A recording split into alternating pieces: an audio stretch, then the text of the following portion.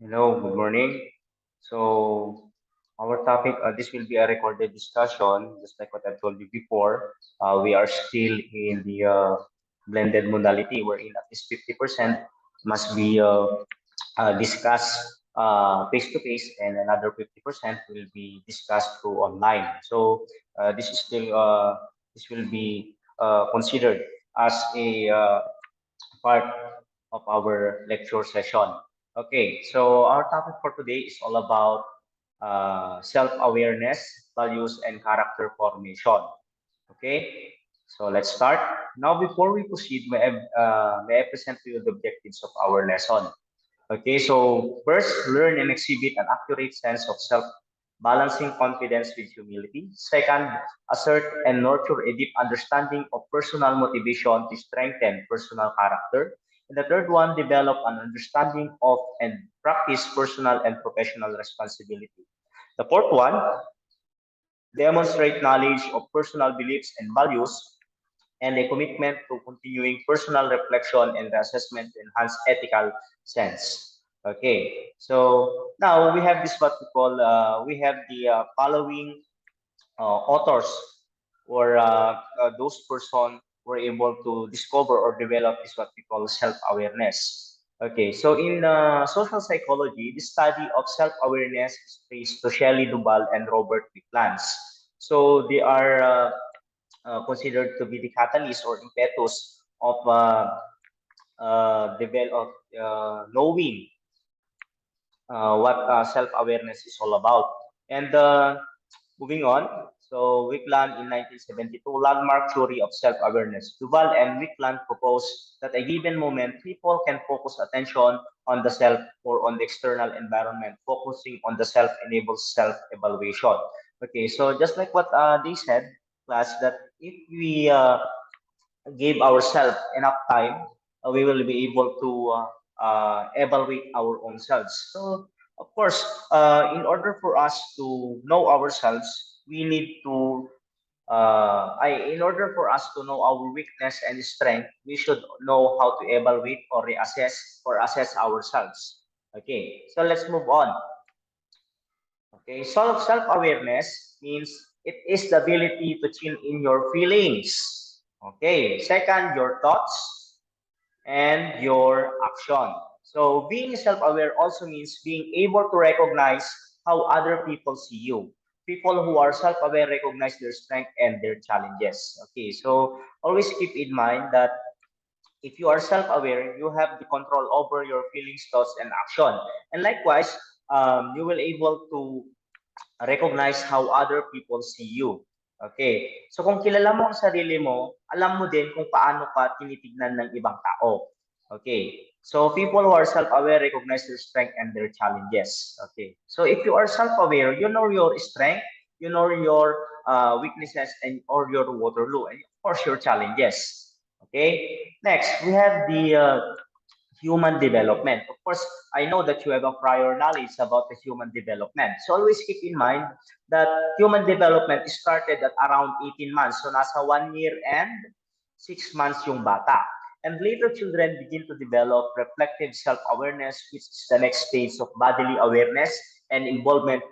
Children recognizing themselves in reflection, mirror, and features. So as you can see, class, when the child sees himself or sees herself in front of a mirror, di ba nagkakaroon siya ng reaction.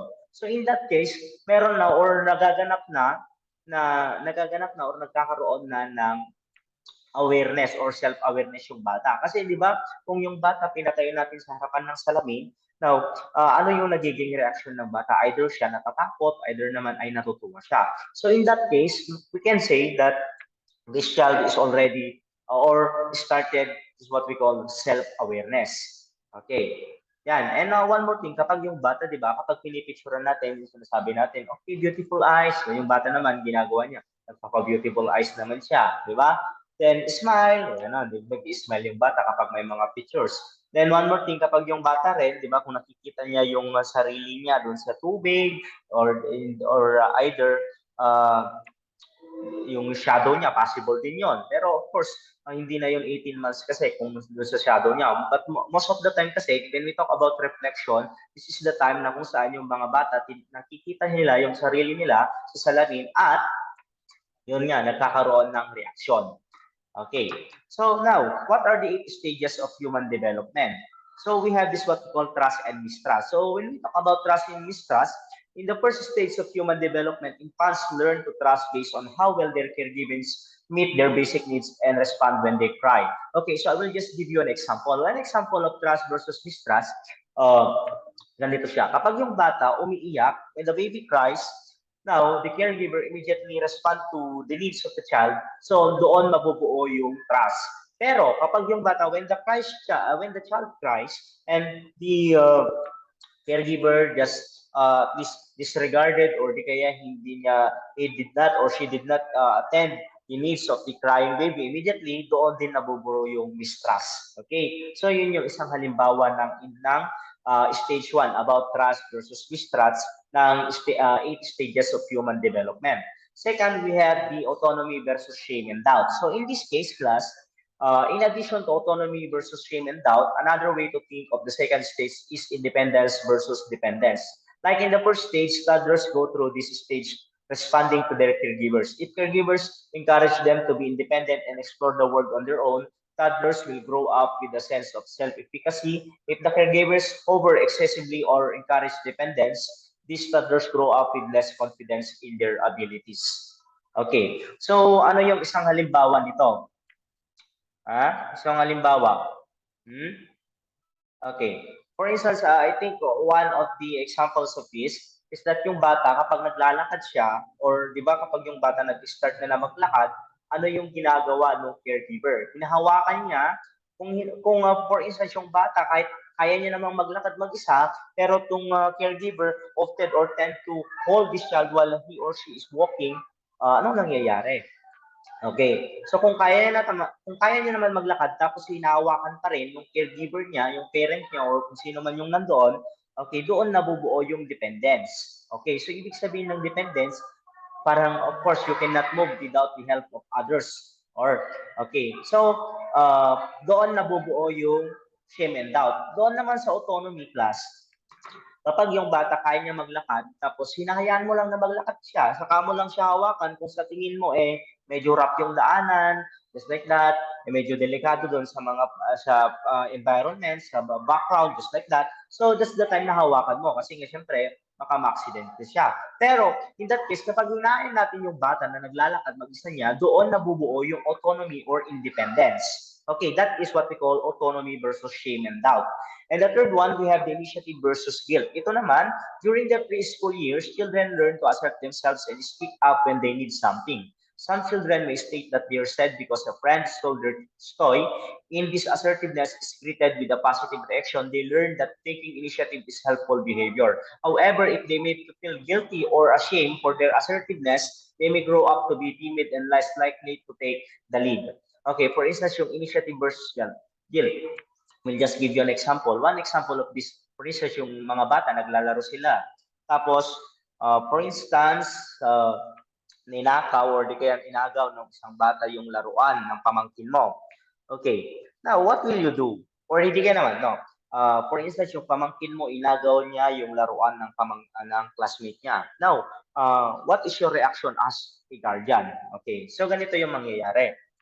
Kapag inagaw ng bata, yung pamangkin mo, yung laruan ng kalaro niya, ng classmate niya, I should say, what will you do? What will be the proper reaction? Kapag ikaw nagalit ka, pinagalitan mo yung bata, doon nabubuo yung guilt. Okay.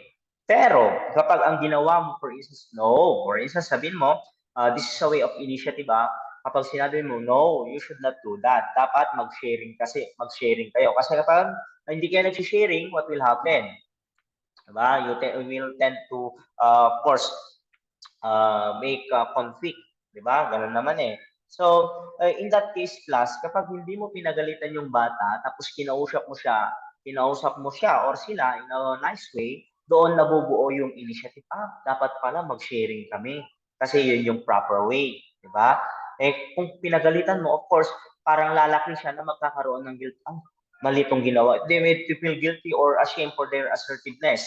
Okay, so yun na. So parang dala-dala nila yan pag lang as they grow up, dala-dala nila yung guilt and yung ashamed sa kanilang mga sarili dahil sa nangyaring yon. Okay.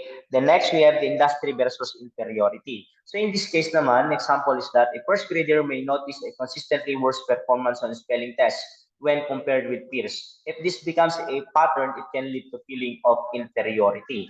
But before that, of course, that is the example. So let's define what's the let's define the stage 4 about the early school years industry versus inferiority. When children begin school, they start to compare themselves with peers. If children feel they're accomplished in relation to peers, they develop a strong self-esteem. If they, however, they notice that other children have met milestone that they haven't, they may struggle with self-esteem. So, kapag yung bata, nagkakaroon siya ng magandang koneksyon or magandang relasyon with their classmates, with their peers, around the persons around them, of course, doon mabubuo yung tinatawag natin or doon magkakaroon ng self-esteem ang bata. Okay? At doon mabubuo yung industry.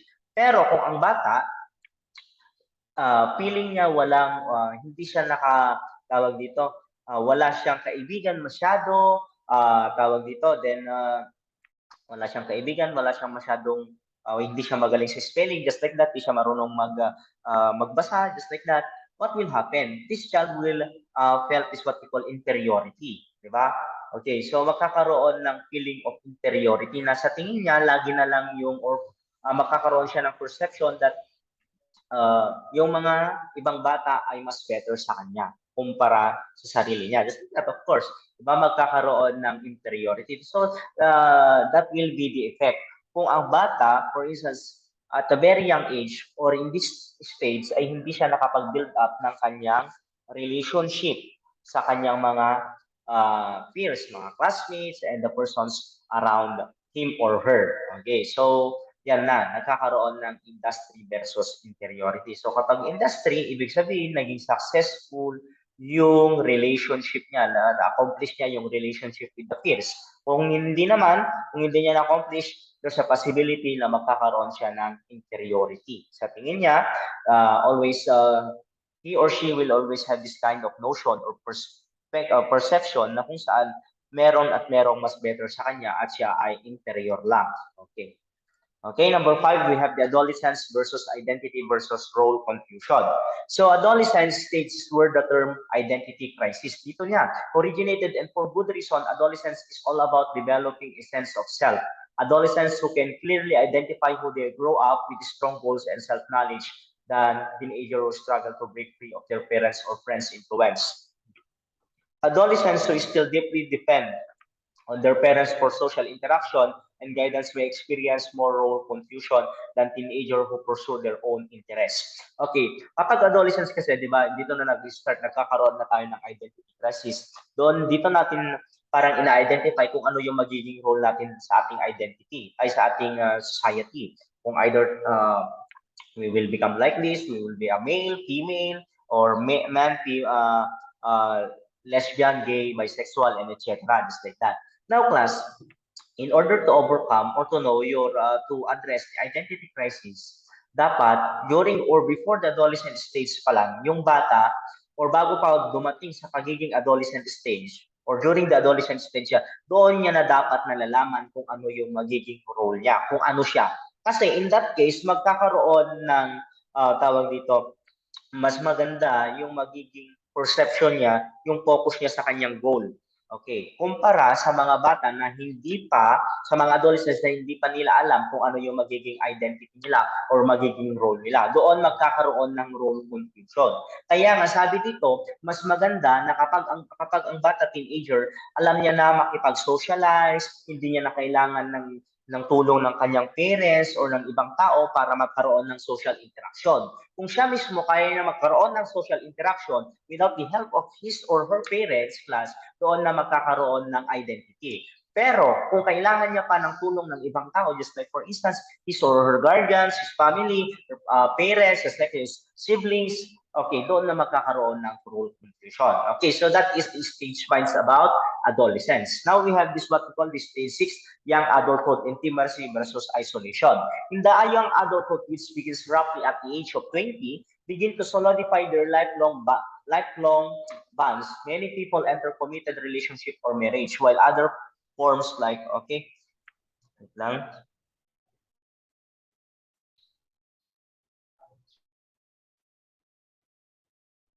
Wait lang, class.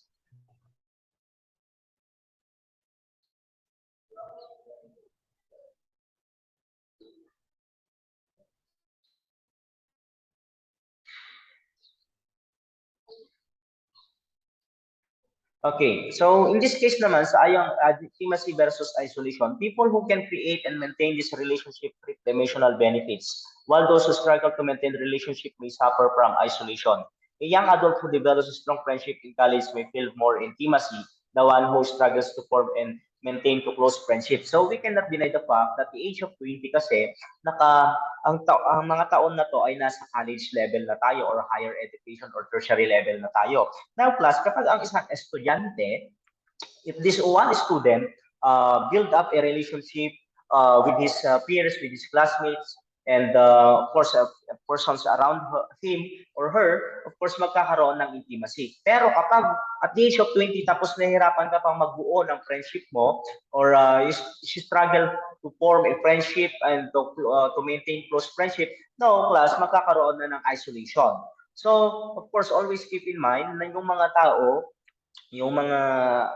nowadays tayo, di ba? We are molded up and built up based on the things that we experience or what we went through during our 5 stages. Kasi during this time, I'm at the phase of young adulthood, 20, di ba? How about you? Di ba? So dapat ngayon, para ma-attain mo yung intimacy, dapat meron ka ng mga friends at meron ka ng na-maintain na close friendship. Now, if you find difficulties in maintaining close friendship or to form a friend or a circle of friends, of course, might be possible. There's a possibility that you might experience or suffer from isolation. Okay, so yan yung stage 6. Okay, so stage 7 naman, we have the middle adulthood, the generativity versus stagnation. In the middle adulthood class, people tend to struggle with their contribution to society. They may be busy raising children or pursuing careers. Those who feel that their contributing experiences generativity, which is the sense of leaving a legacy, on the feeling of stagnation. For example, a middle-aged adult who's raising a family and working in a career that presumably helps people may feel more fulfilled than an adult who's working at a day job that feel meaningless. Ano daw ibig sabihin nito? So, ang isang example nito, there's a middle-aged adult, siguro nasa age 30s, 40s, just like that, was raising a family and working in a career that presumably helps people, okay, than a adult who's working at a day job that feels meaningless.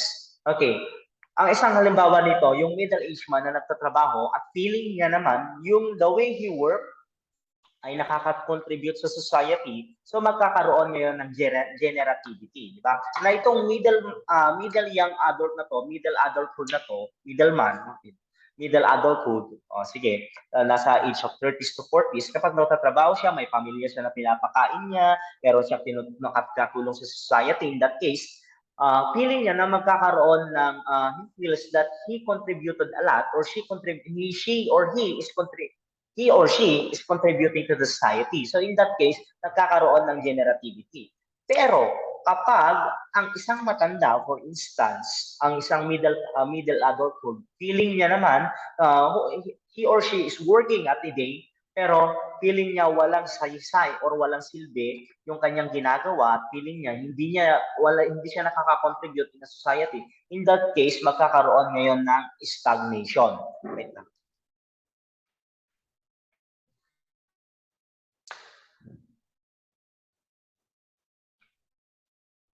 Yan. So feeling niya nagkaroon ngayon ng stagnation sa kanyang sarili. Kaya yan nga, yung example dito, di ba?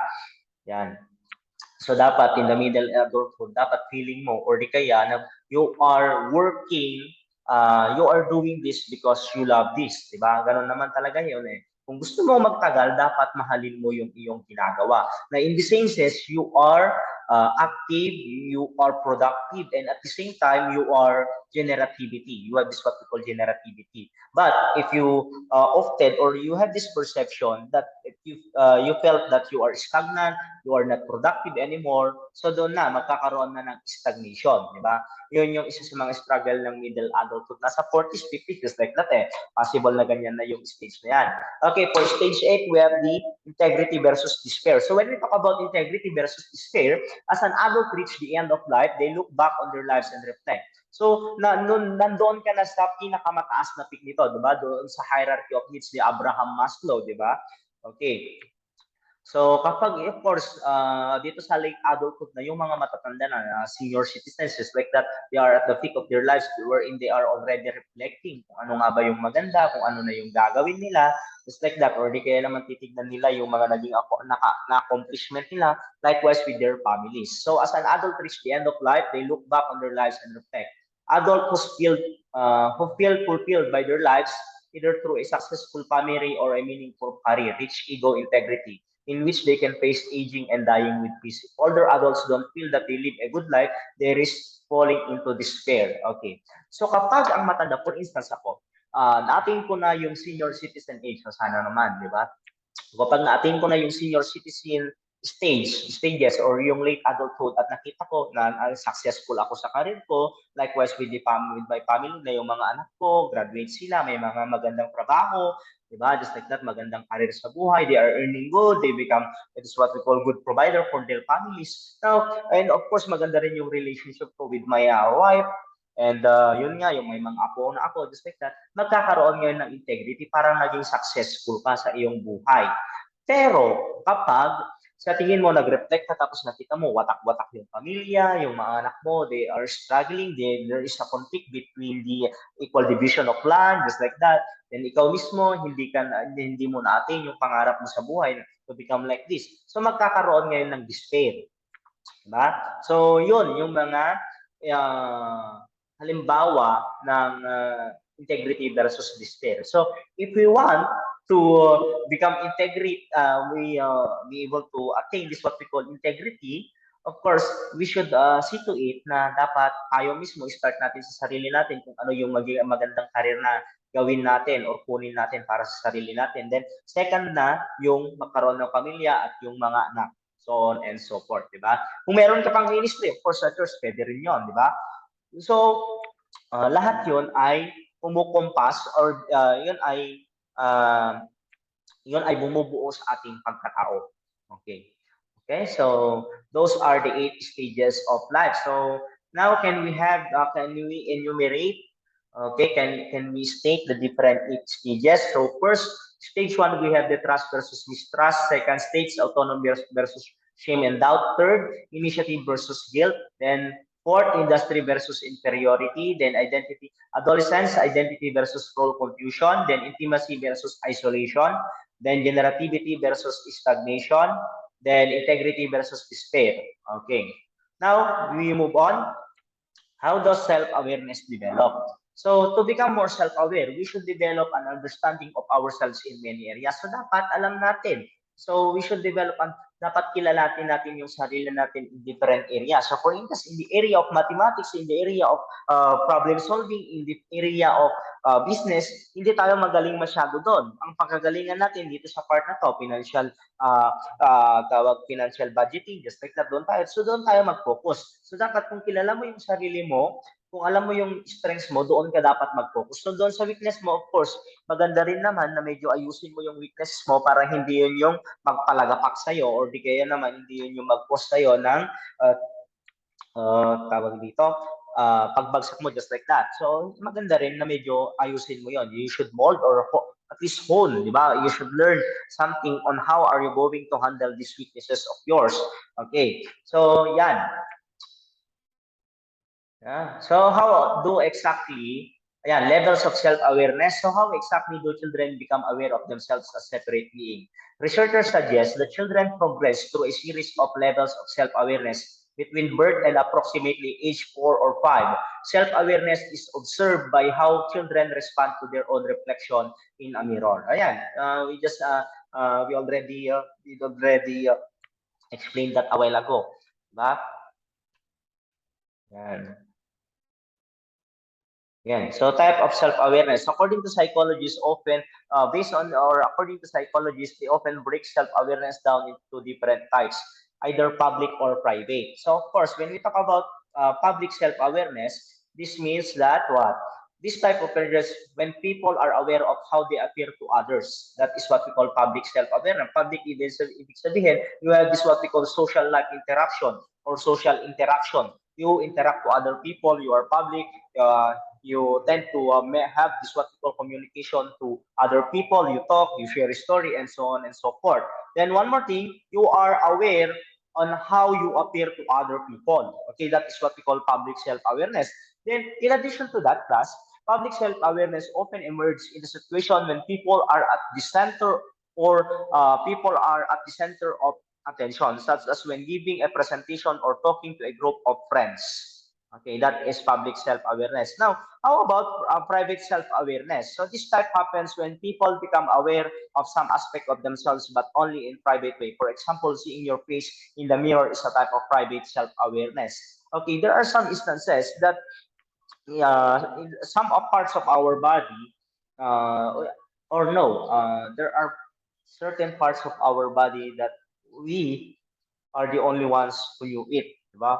Yes, of course, private, alangan naman na alam ng lahat, di ba? And one more thing, meron kang, sabihin na lang natin na meron kang karakteristik na hindi mo ipinapakita sa ibang tao, na ikaw lang yung nakakaalam. Diba? Just like that. So that is being or that is part of private self-awareness. Okay, for instance, seeing your face in a mirror is an example of private self-awareness. Nakita mo, ito pala yung face ko. Just like now, nakikita yung face ko. Oh, wow, ang gwapo ko pala. Charot. Okay, now, moving on, we have this what we call the heightened self-consciousness. So when we talk about heightened self-consciousness, class, it's a heightened sense of awareness of oneself. It is not to be confused with consciousness in the sense of qualia. So in the contemporary sense of the term of self-consciousness, it is a preoccupation with oneself, especially with how others might perceive one's appearance or one's action. Okay, that is heightened self-awareness. Diba?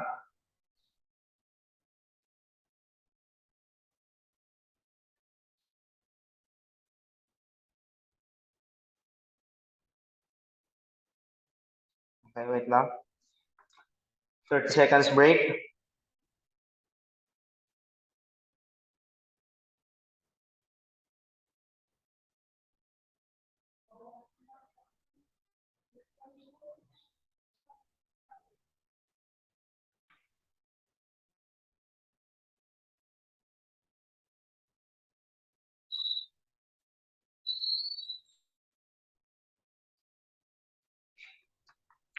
Okay, so moving on, let's continue, I should say. So always remember that self-consciousness is heightened sense of aware of oneself. So if you are self-aware, you have this what we call, if you are self-conscious, you are self-aware.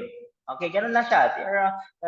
They are tantamount to each other, di ba? If you are self-conscious, you are concerned, conscious of your own self, you know what is happening, you know what you want to become, just like that. You are aware of your own self. Kilala mo yung sarili mo. Kaya it's very important for us to know ourselves. We should know our limits. We should know our strengths. We should know our skills, which is applicable or aligned to what we aspire the most in our life. Diba? Just like that.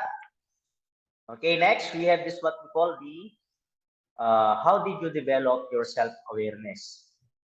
Okay, to become more self-aware, we should develop understanding of ourselves in many areas. And it's true. We already discussed that a while ago. So, yan. Let's move on. How do we increase self-awareness? Of course, these are the things that we should do. Okay, increasing self-awareness of false attitude or inappropriate behavior requires peace of mind. Okay, kailangan natin ng peace of mind because if we have this peace of mind, doon natin maiisip lahat, we should or we can use this time to reflect and of course to reflect of ourselves, ba? Kung ano nga ba yung gusto natin. Then we should also give ourselves time, ourselves time, di ba? Time is very important. And then attention, then focus. So these are significant or relevant.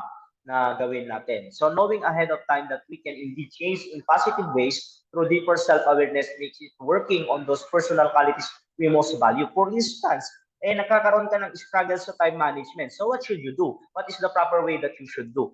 Okay, so always keep in mind that in order for you to overcome this problem that you are facing, of course, you should know yourself more. Diba? So, kung ano nga ba yung magandang gawin natin para nang sa ganun we can manage our time properly. Siguro maganda that we lessen the usage of this what we call cell phones or gadgets, and we consume or waste our time to reading, in reviewing our notes, in reviewing, and so on and so forth. Doon, of course, mas gaganda pa yung iyong career, just like that. Mas gaganda pa yung araw, magiging productive ka. Okay, next. Okay, self-awareness allow you to understand other people. So, yan, how they perceive you, your attitude and your response to them. Awareness also allow you to become proactive rather than reactive. It helps you accept your weakness. Self-awareness is very essential for emotional intelligence. Okay, kasi if you are self-aware, you will be able to control your emotions. If you were able to control your emotions of first class, ang magkagandahan nito, yun nga, 'di ba? Alam mo kung paano mo i-handle yung mga situations that are difficult, or what you call the adversities that comes into your life. Just like for instance, yung mga kaibigan mo, 'di ba? Kung paano mo i-handle, paano yung emotion mo, paano yung reaction mo. Kasi sabi nga dito, awareness allow you to become proactive rather than reactive. 'Di ba? For instance, instead of being reactive, since you already know, you know how to control your emotion, you will tend to choose is what we call proactive, being proactive than reactive. Kasi kung reactive ka, sinabi nila, ay, ang bobo mo. O, di ba? For instance naman, or sabihin nila, oh, sige, kung bobo ka, what is your reaction? Since you cannot control your own emotion, you don't know how to control your emotion, you will tend to become more you will be more into what we call reactive rather than proactive. Kaya naman, kaysa naman sa kung proactive ka kasi, okay, you will tend to use that, di ba? You will convert that negative feedback or di kaya naman judgment coming from these people as your motivation to develop, to strive harder, to mold yourself, di ba? To become proactive and to become productive person.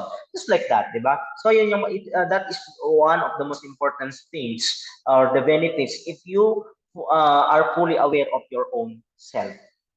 Okay.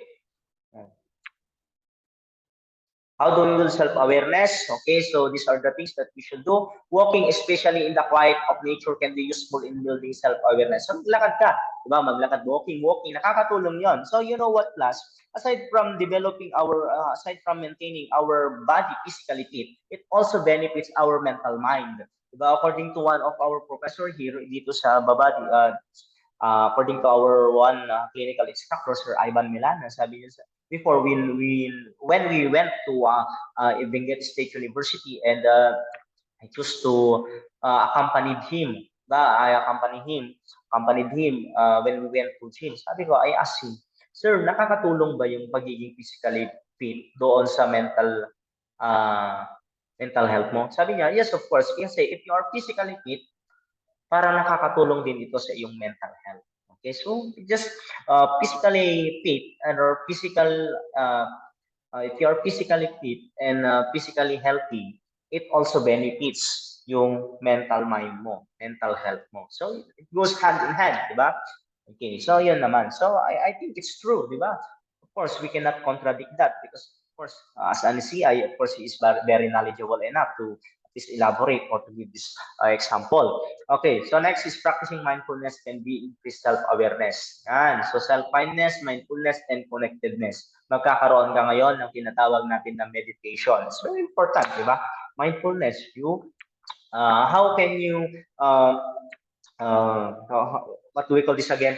How can you enhance or how can you do this what we call being mindfulness? Okay, so practicing self-compassion. So dito nga, self-kindness, express love and acceptance towards yourself. So dapat mahalin mo yung sarili mo. Sabi nga nila, paano ka mamahalin ng ibang tao kung ikaw mismo hindi mo mahal ang sarili mo? So, you know what, class? Bago pa man dumating yung taong magmamahal sa'yo, dapat mahal mo muna ang sarili mo. Because at the end of the day, Walang ibang magmamahal sa sarili mo kundi ikaw lang. Oh. Okay, next is mindfulness. Use your breath to become aware of what's going inside without judgment. Okay, so dapat kilala mo yung sarili mo kung ano yung nangyayari sa iyo. Okay, so without judging. Okay, wag mong sabihin na instead of saying na ang pangit ko talaga, no. Sabihin mo, I'm a beautiful in my own way. Just like that. So you motivate your own self, diba? Okay, next, becoming a good listener can increase self-awareness. It's very important that you will become you become a good listener. You know what? One characteristic of a good friend is a good listener rather than being a commentator. Always remember that, class, that if your friend asks something from you, he said that or she said that, I need someone who can listen. I need someone who can listen to my rants or to my sentiments in life. It's like that. So, doon ka lang. So, listen lang. Hindi niya sinabi na, kung for instance, kung sinabi niya naman na, sige, kung anong masasabi mo, that's the time that you will give your advice. Pero kung hindi naman sinasabi na, yeah, sabi niya, I don't need all I want from you is you listen to me, to what I'm saying, to my sentiments, to my reaction, diba? To my adversities or problems in life. So doon, mag-listen ka lang, di ba? He or she does not need someone to at least make comments or reaction to what is happening to their life or to his life, just like that, di ba? So dapat alam mo yung magiging role mo. Saka ka lang magsalita kapag sinabi niya, I need someone who can give me a piece of advice. Diba? Or rather, sinabi niya na, at the first time, sabi niya, listener, then sabi niya, how about you? Ano masasabi mo dito sa sitwasyon na yon? So, kung meron kang magandang sabihin, doon ka, di ba? Okay, so always remember that, class. Okay, next is becoming more self-aware can be quite enlightening. Of course, if you are more self-aware, you are quite more enlightening, di ba? Kasi kilala mo yung sarili mo, di ba? You know your weakness, you know your strength and weaknesses. Okay, self-awareness can open your mind to new perspective. Being a self-aware, of course, it will give you more perspective that you have a strength, you have a weaknesses. So what you should do? Of course, you have your new perspective, class, that you will tend to develop more your strength. Yung weakness mo, of course, you can do something about that. But pero yun nga, di ba, hindi naman lahat kasi ng bagay ay binigay sa atin ng Diyos. So dapat, of course, you can do something about that, di ba, to develop din naman. Pero of course, we cannot attain this what we call 100% or we cannot convert these weaknesses into our strengths kasi hindi naman talaga po pwede yun. So depende lang siguro kung kaya mong gawin yon, di ba? Pero yun nga, kung strength mo, yun yung mas i-develop mo. Kung weakness mo, you should do something, diba, to overcome that. Not to the point na parang kaya mo namang for instance, being yung weaknesses mo, yung emotion mo, madali kang ma-inlove. So, yung strength mo naman, magaling ka sa academics. So, what you do? Ganito muna yung gawin mo. Mag-aral ka muna, mag-focus ka muna sa academics, saka na yung lab na yan. Diba, madali kang ma-inlove, sabi ko nga kanina. So, what should you do? Dito sa lab na ito, pag-aralan mo kung paano nga ba talaga. So, maganda rin siguro, di ba, in terms of spiritual realm, di ba, spiritual knowledge or perception, just like that, maganda rin na parang i-align mo yung sarili mo doon. Or either, you keep on researching or on the best thing that you should do since you easily fall in love, di ba, fell in love to somebody or someone na kakakilala mo lang. So, maganda that you conduct research so that you will find an answer onto your problem. Okay, next, self-awareness is connected to self-esteem. So these are the hierarchy of needs by Abraham Harold Maslow. We have the physical, love, belonging, safety, esteem, and contributing or self-actualization. Okay, so always remember, class, that this is the hierarchy. This will be, or the self-esteem or the self-esteem is considered to be one of the highest level of hierarchy of needs by Abraham Harold Maslow, I should say. Okay, so kailangan yan, especially when you tend to apply later on for employment. Okay, next, self-awareness can help you look at your self-objective. Yes, it's true, di ba? If you are self-awareness, you can look yourself for objective. You have your own objective, di ba? You can easily attain your objective since you are fully aware of your own self. Okay, so journaling is a good way to become more self-aware. So sinusulat mo lahat. You know what? It serves as your Bible. Sinusulat mo kung ano yung ginagawa mo everyday. Napakaganda rin yan. So that pagdating ng araw, you will tend to go back and read this and then you will just laugh on it kasi pinagdaanan mo yan. Kagandahan pa nito, parang sinusulat mo kung ano yung mga pangyayari sa buhay mo. So that later on, kung meron ka mang pinagdadaanan, siguro maganda rin na balikan mo yon. It might be na yung nakaraan mo ay makakatulong sa iyong hinaharap. Okay, just like that.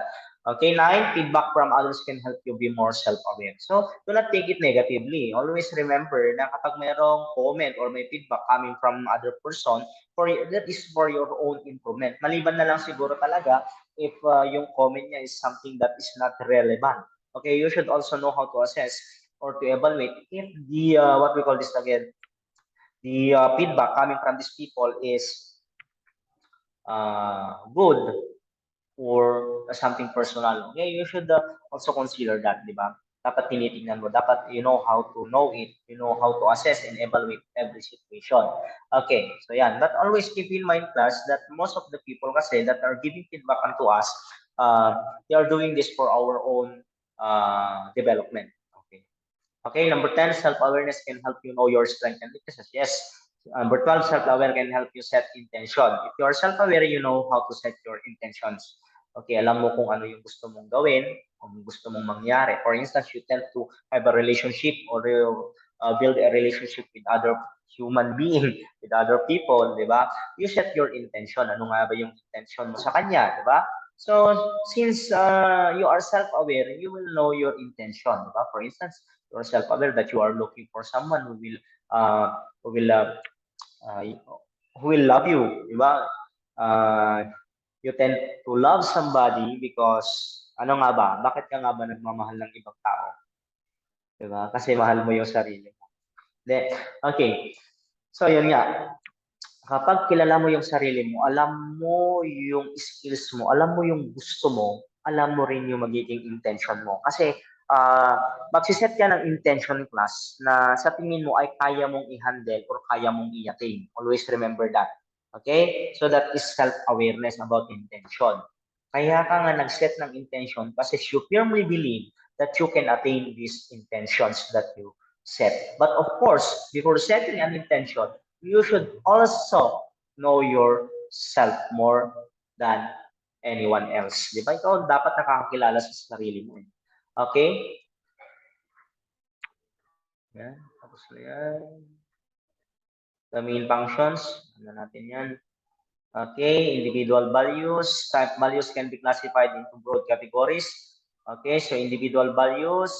Okay, pag individual kasi, this is more into your own self. Kapag collective values, okay, you are already, or kapag individual, ikaw lang sa sarili mo, di ba?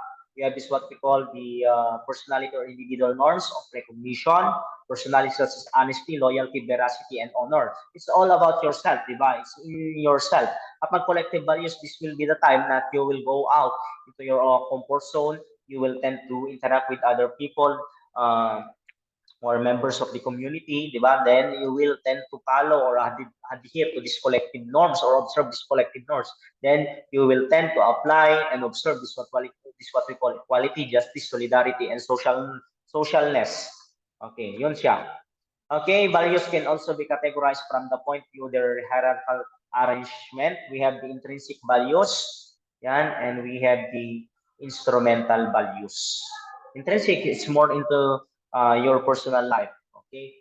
So next we have the how our values form. Values formation is the confluence of other personal experiences and particular culture we are entwined in. Values are imposed from our family in childhood and reinforced through cultural and life experiences. The value of for example, kindness was imposed on me from my parents and reinforced throughout early childhood. Okay, so always remember, class, that our values was developed. So it started from our home, and as the time goes by, the environment or the people around us or the people in the community also influence our values. Okay, so namuhulma tayo or nahuhulma ang tao base sa kanyang kapaligiran. Okay, base sa mga tao na nakapaligid sa kanya at base sa kung ano yung nangyayari sa kanyang buhay. Okay? Yan, professional development, self-awareness, we have the personal development and self-development and professionalism. Okay, next is work-life balance. So you must know how to balance your work and your life And you should know how to balance everything. Yan yung kailangan sa personal and professional development. We have let go of perfectionism, just like what I've told you before, that there is no such thing as perfect. Ganyan. That's why we can never attain perfectionism. But of course, we can attain excellent, but not that 100%. Or at least very good. Maganda na yon na ating standing, just like that. Okay? Okay, so yan, yung let go, unplug. Of course, unplug. Kapag, for instance, sa tingin mo, kinokonsume ng oras mo yung pag-internet, using the social media or gadgets, that it leads you to something that makes your life irrelevant. That's so you should unplug it, di ba? Okay, unplug mo yan. Lalo na sa mga tao din na walang naitutulong sa'yo or naiambag. Yung, for instance, ang naiambag sa'yo ay toxicity, toxic lifestyle or toxic life. Okay, it's time for you to at least unplug. Okay, next is exercise and meditate. So, kailangan yan. We need, of course, just like what I've told you a while ago, if we tend to keep on enhancing our physical body, then it's also good that it also benefits our mental health. Then one more thing maganda rin that we meditate, we inhale, exhale, and then we reflect on the things that happen to us. Diba? Okay. Next, limit time wasting activities and people. Yan, diba? Limit time wasting activities. Yan nga, diba? Okay, so you should reflect on your priorities. So dapat limitahan mo yung sarili mong sa mga bagay na wala namang kabuluhan. Mag-focus ka sa mga bagay na merong katuturan, diba? At lumapit ka sa mga tao or dapat kaibiganin mo yung mga tao na alam mo na tawag dito, na motivate ka or ma-encourage ka to become good and better person than the last time or from sa last time na yung sarili mo, hindi mo pa alam yung goal mo, ba dapat labitan mo yung mga tao that the persons who are wise enough and know what they are doing. It's like that. Okay, change the structure of your lifestyle. So for instance, ano tawag dito, ano yung lifestyle mo noon? Kapag bumangon ka, instead na maligo agad, hindi. Ang gawin mo, change your structure of life. Maganda rin na pagkagising mo, you pray, maglinis ka, ayusin yung higaan mo, magluto ka, kumain ka, then yun, magbasa ka, just like that. So it's also important that you change the structure of your life because later on you will reap and benefit from it. Then time management is very important, di ba? Time management because we only have 24 hours a day. So we should know how to manage our time properly. But of course, always keep in mind that kailangan din natin bigyan yung sarili natin ng proper rest. Kasi class, it's useless that yes, meron nga tayong nagagawa, very productive na tayo, pero yung sarili natin kulang sa pahinga. Okay, our body will suffer. Di ba? There is what we call repercussion, di ba? What goes around comes around. So wag nating abusuhin yung ating mga sarili. We should give our time a proper time, is a minimum or maximum time to rest because we are not machines. Di ba? Even machines, they have time to rest.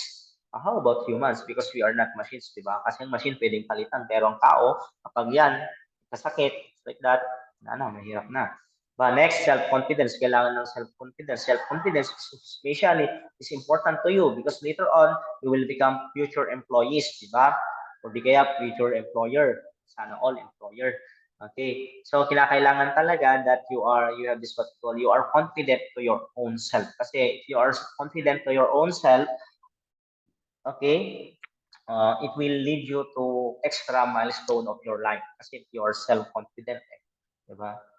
Yan.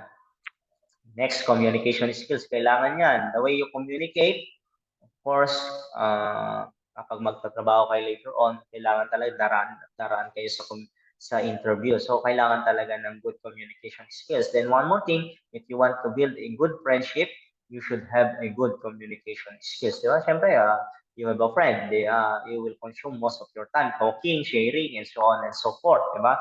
It's important communication skills. Then, one more thing, if you tend to become a instructor later or teacher, you want to become a teacher, especially to those education students, you need a communication skills. How about for nursing students who will become future nurses?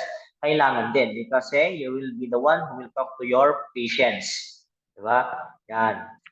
Open-mindedness. Kailangan ng pagiging open-minded. Diba? Kapag merong sinabi na feedback sa'yo, you should convert it as a motivation or it serves as your encouragement. Diba? You should do something. For instance, sabi nila, ay, Lagi kang nalilate. So what should you do? Since you are open-minded, you tend to become proactive rather than reactive. What will you do? Next time na mas agahan mo na. Okay, so kailangan talaga ng pagiging open-minded. Always remember that later on, you will, of course, have this what we call, you need to deal with your colleagues. So kailangan mo talaga maging open-minded. Kung mababa yung iyong pasensya, habaan mo. Diba? Kasi kung mababa yung pasensya mo, you are not open-minded. Then one more thing, you will not grow if you will not become an open-minded. Open-minded, of course, it will lead you to new perspective in life, di ba?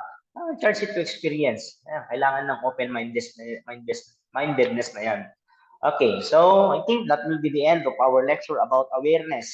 So yan yan, napaka-important natin ng self-awareness or being aware of our own self. So yan, awareness is the greatest agent for change. That is according to Eckhart Tolle. Okay? So yan, awareness is the greatest agent for change. Kapag aware ka, of course, mababago mo ang iyong sarili at mababago mo ang mundo. Okay, so that's all. Thank you for listening.